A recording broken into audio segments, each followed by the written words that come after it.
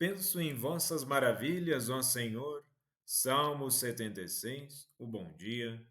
Em nome do Pai, do Filho e do Espírito Santo. Amém. Recorramos sempre à poderosa intercessão de Maria Santíssima, nossa Mãe, e de São José, o Justo. E no versículo 1 do Salmo de hoje está assim: Recordando os grandes feitos do passado, vossos prodígios eu relembro, ó Senhor, eu medito sobre as vossas maravilhas e sobre as obras grandiosas que fizestes. E nesse sentido, já gostaria de relacionar esse versículo com o pensamento de São Domingos de Gusmão, que no dia de hoje celebramos o ofício da memória deste grande pregador da Igreja Católica. E ele diz assim: é melhor iluminar do que apenas brilhar. É melhor transmitir aos outros as verdades contempladas do que apenas contemplá-las. Ou seja, é melhor por de fato não somente crer, mas evidenciar aquilo que cremos, que seja de forma tão natural que a nossa transmissão de fé é a nossa própria vida. Ao vivermos em Deus, aquilo que se manifesta em nossa vida são sinais daquilo que acreditamos. Nas leituras de hoje, na primeira leitura do livro do Deuteronômio, capítulo 4 e versículos 32 ao 40, vou aqui trazer um paralelo com o evangelho de hoje em Mateus, capítulo 16, dos versículos 24 ao 28. E iremos perceber que nessas leituras há perguntas que Deus faz para despertar em nós algo maior do que respostas intelectuais. No Deuteronômio, Moisés perguntou ao povo: Pergunta, pois, aos tempos antigos: Aconteceu jamais coisa tão maravilhosa? E no Evangelho, Jesus nos lança uma pergunta ainda mais direta: Quem quiser salvar a sua vida vai perdê-la. O que poderá alguém dar em troca da própria vida? Duas perguntas. Um só chamado: reconhecer o amor de Deus e entregar-se totalmente a Ele. E no capítulo 4 da primeira leitura, Moisés convida o povo a olhar para trás e recordar: houve algum povo que ouvisse a voz de Deus e vivesse? Houve algum outro a quem Deus tenha falado do meio do fogo? Houve algum outro povo que tenha sido libertado com tantos sinais e maravilhas? E esse trecho é carregado de assombro sagrado. Moisés quer que o povo sinta-se maravilhado. Deus falou, libertou, revelou, amou. E por isso exige fidelidade. Reconhece, pois, e grave em teu coração: o Senhor é Deus e não há outro. Versículo 39. Não é uma fé abstrata, é uma resposta concreta à experiência do amor divino. E no Evangelho, Jesus retoma esse movimento. Após a confissão de Pedro e o escândalo da cruz, ele declara: Se alguém quiser me seguir, renuncie a si mesmo, tome sua cruz e siga-me.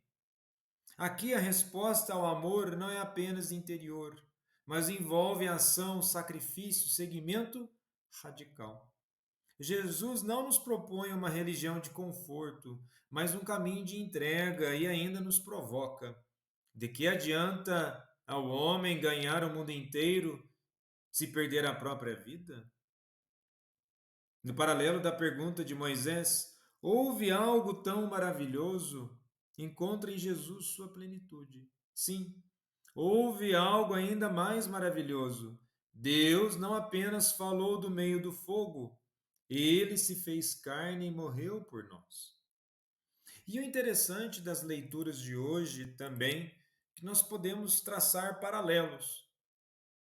Na primeira leitura de Deuteronômio, o povo escuta a voz de Deus no fogo. Em Mateus 16, os discípulos escutam a voz de Cristo. Deus libertou com o braço forte, Cristo nos liberta pela cruz. Na primeira leitura, exige-se fidelidade e temor. Em Mateus, exige-se renúncia e seguimento. Em Deuteronômio, reconhece e grava no coração. Em Mateus, tome sua cruz e siga-me. Em Deuteronômio, Deus é único e soberano.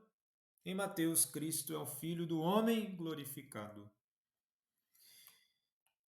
E do contexto da revelação, da primeira leitura, a revelação do Sinai é grandiosa, mas a cruz é mais profunda ainda. Lá, Deus não apenas fala, ele sangra, sofre e se entrega por nós.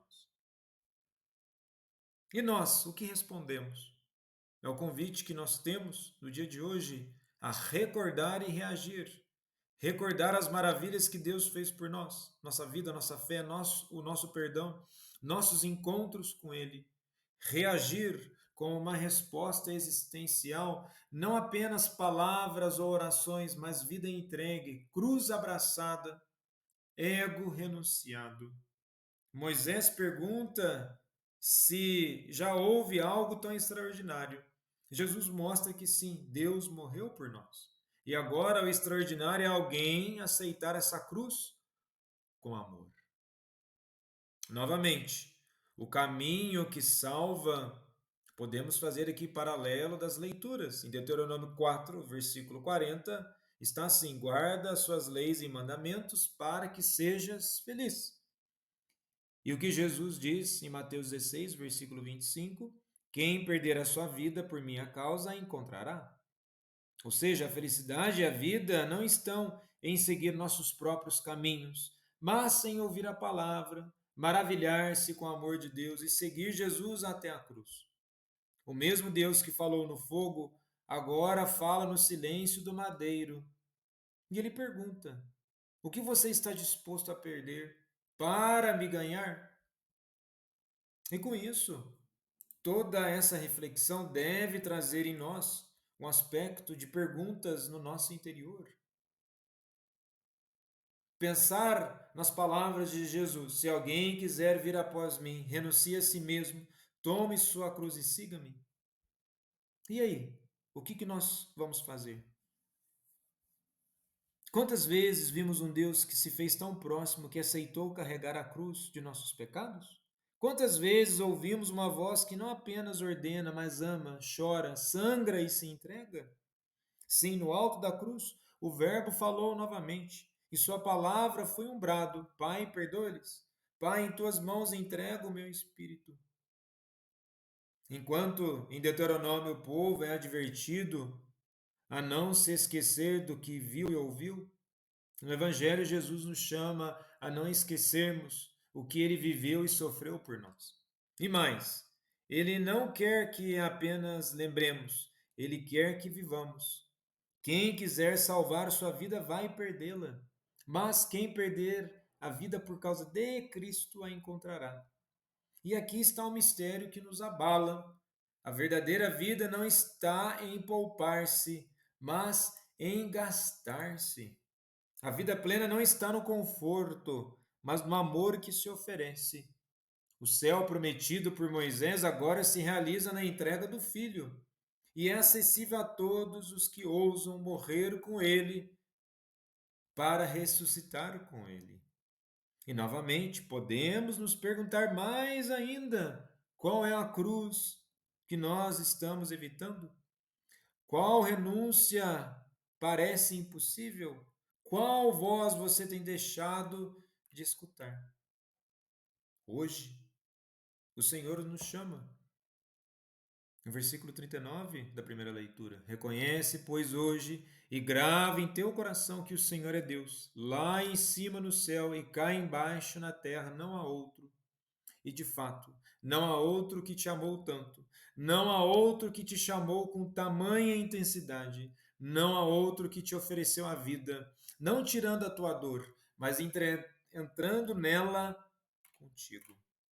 E com isso, que possamos cada vez mais nos apaixonar por tal Deus, por tal amor e viver de forma intensa. São Domingos, rogai por nós. Jesus, manso e humilde de coração, fazei nosso coração semelhante ao vosso.